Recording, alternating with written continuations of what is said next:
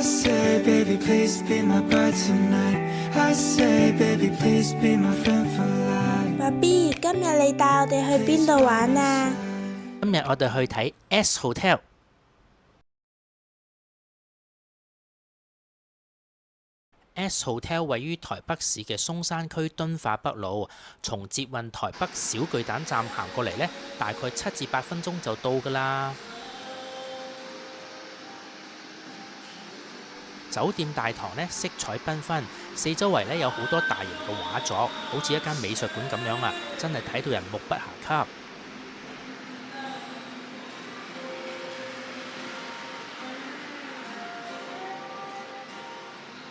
呢間酒店呢係由國際著名設計師 Philip Starck 所設計嘅。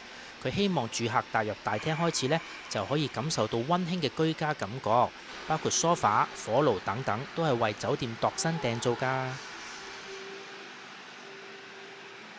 不妨留意下地氈同埋天花板嘅圖案喎，佢嘅設計靈感呢係嚟自台灣原住民文化嘅繽紛色彩，其中呢，樓梯嘅大書櫃呢，更加係熱門嘅打卡點啊！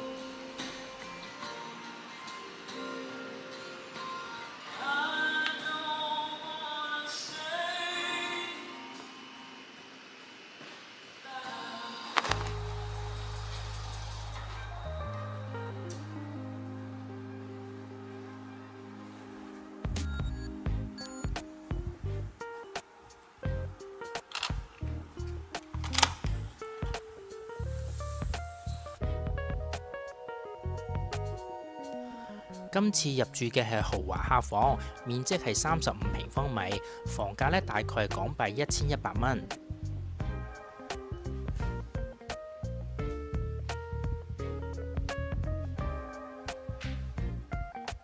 房間呢以白色為主體，搭配粉紅鏡面同埋冥黃色嘅線條，整體嘅感覺呢十分之闊落。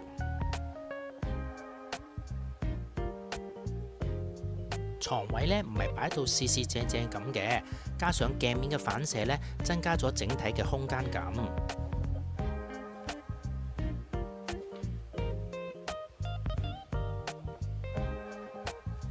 靠近窗邊呢，設有米白色嘅長梳化同埋多媒體嘅互動電視。拉開窗簾，正對住嘅係古色古香嘅文華東方酒店。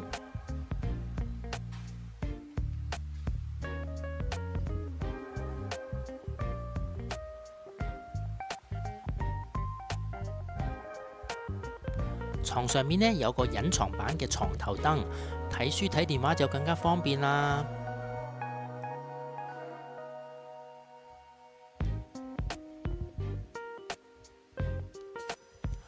床背呢有一張寫字台，以及 B&O 嘅藍牙音響，坐喺呢度抬頭望，更加能夠感受到房間嘅空間感，十分開揚舒服㗎。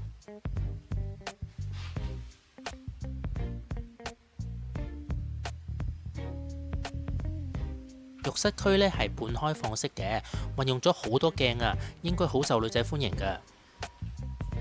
左邊呢係淋浴間，出水量都唔錯㗎，而沐浴品牌呢係用咗台灣嘅姜參比參。廁所呢設有免治馬桶，最特別呢就係四面都係鏡嚟㗎。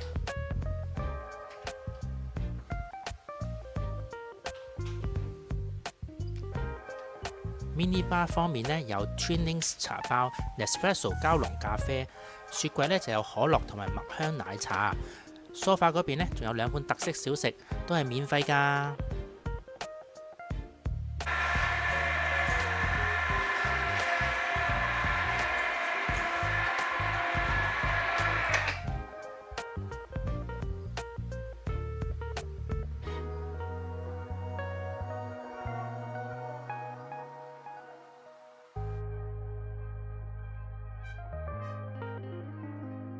早餐呢係安排咗喺地下1樓嘅 S 餐廳裏面享用嘅，可以直接搭 lift 落去啦，或者從酒店大堂嗰面大書牆前嘅樓梯行落去嘅，好有行入高級餐廳嘅感覺㗎。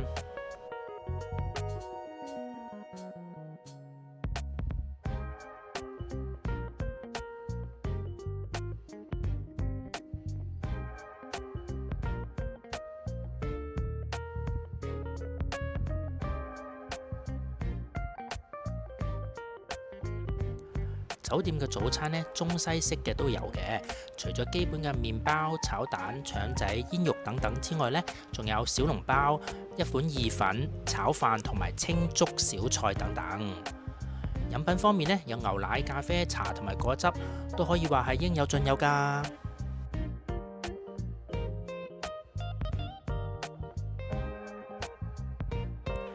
餐廳貫徹豪華又活潑嘅設計，包括用咗廢棄品設計嘅燈飾，據講啊，價值超過100萬新台幣㗎。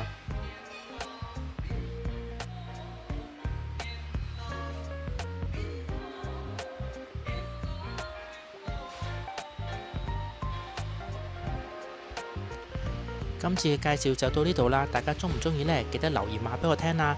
最後記得訂閱、分享同埋按 like 啦。下集再介紹其他台灣好玩、好食、好住嘅地方俾大家啦。拜拜。